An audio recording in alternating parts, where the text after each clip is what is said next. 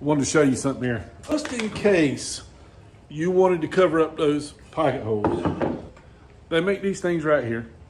And they're little plugs that are shaped like that. And most people put them in wrong. If you wanted to cover up your pocket hole, the thick end goes at the bottom. I'll put one in just to show you. Take a little bit of glue, put it in your pocket hole, and believe me, it's going to squeeze out. Take the flat end, or the big end, push it into your pocket hole, all the way, push down, push forward, and wipe it off. And to be honest with you, if you get them in there just right, you can just pretty much sand it down and probably wouldn't even tell it's there.